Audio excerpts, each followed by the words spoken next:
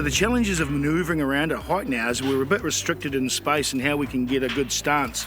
That's why it's a really good idea to make sure that you're working from behind a guardrail, and the advanced guardrailing techniques are awesome for that. It means that I'm obviously protected from a fall, but it helps you support yourself in proper games as you bring up some of those more challenging items like trusses and soldiers and really long scaffold tubes. Levering long items over a guardrail and sliding them in is a great technique for reducing stress on the body.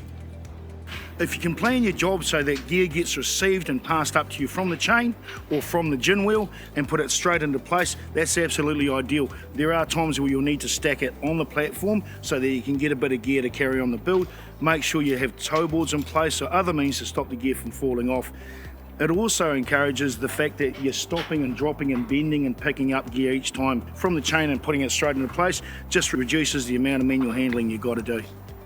As we're passing gear up and we're fanatic in a chain, you do tire, sometimes you slip. Make sure that the person at the bottom of that chain passes and steps straight out of that drop zone, keeping an eye up above to ensure that the gear gets passed straight up and down. But if it does come down, they're not in the way of getting anything dropped onto them. For that, you'll also need a nice clear area, once again highlighting the need or the idea of standing gear up and stacking it in a safe place.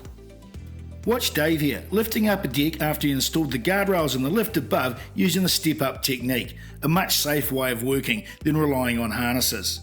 Flicking one end of the deck up first, then the other, reduces the stress on the arms and shoulders from raising your hands above your head with a load. A good team communicates together, so you'll notice that a chain working well is where everyone is talking to each other up and down. Yeah bro, got it mate, mine, yours, just to indicate and cue that I've got it and you can release it. This reduces the chance of dropped objects, but it also helps not passing gear apart, in front of your face. Try to minimise the amount of gear raised above your head or your face. This causes stress on your arms and shoulders.